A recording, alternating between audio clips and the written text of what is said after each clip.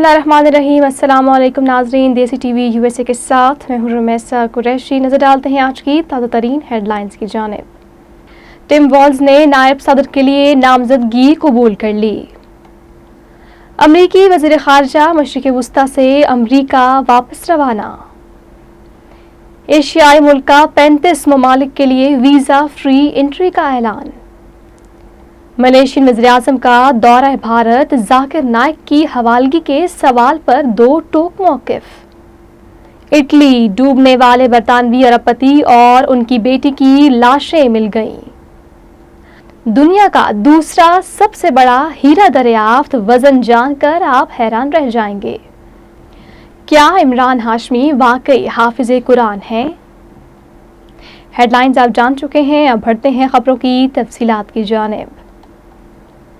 Chicago میں democratic national convention میں ٹم walls نے باضابطہ طور پر نائب صدر کی نامزدگی قبول کر لی۔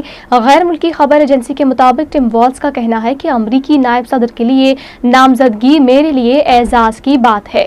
انہوں نے گزشتہ روز ڈیموکریٹک نیشنل کنونشن میں خطاب کرتے ہوئے کہا کہ امریکہ کے نائب صدر کے لیے نامزدگی قبول کرنا میرے لیے زندگی بھر کا اعزاز ہے۔ ہم سب آج یہاں صرف اس وجہ سے ہیں کیونکہ ہمیں اس ملک سے محبت ہے۔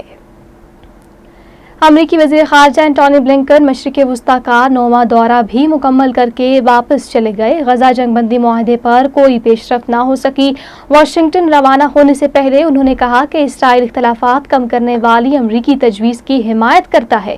اگر حماس تجویز کو قبول کرتا ہے تو مذاکرات کار معاہدے پر عمل درآمد سے متعلق کسی واضح مفاہمت پر کام کریں گے۔ خبر رساں اداروں کے مطابق فریقین کے درمیان مذاکرات کا نیا دور رواں ہفتے متوقع ہے۔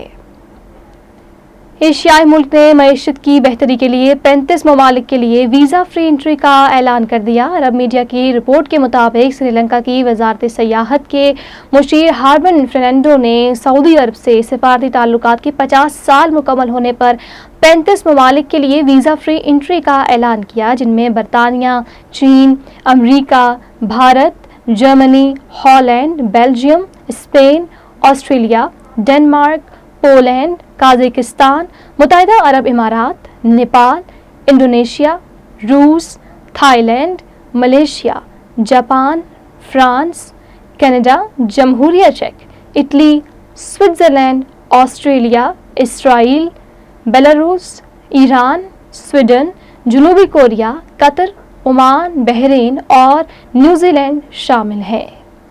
اٹلی کے ساحل پر کشتی حادثے میں ڈوبنے والے مسافروں میں سے 2 کی لاشیں مل گئیں۔ لاشیں برطانوی ٹیک ٹائکون مائک لنچ اور ان کی بیٹی کی ہیں۔ برطانوی میڈیا کے مطابق ڈوبنے والی کشتی میں 2 اور لاشوں کے موجود ہونے کی نشاندہی ہوئی ہے، جبکہ باقی 2 لاپتہ افراد کی تلاش ابھی تک جاری ہے۔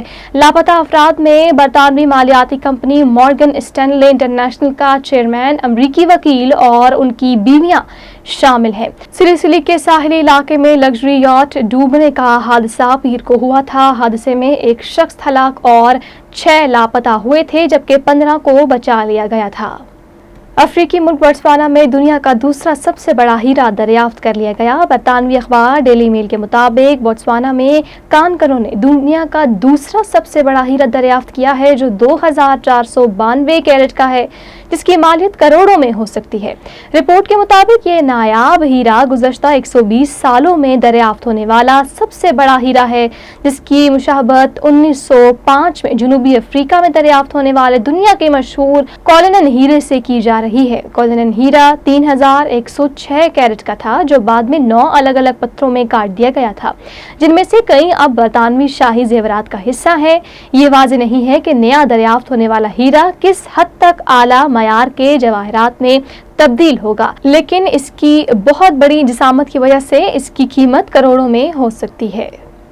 بالی ووڈ کے معروف اداکار عمران ہاشمی نے حافظ قرآن ہونے سے متعلق گردش کرنے والی خبروں پر خاموشی توڑ دی۔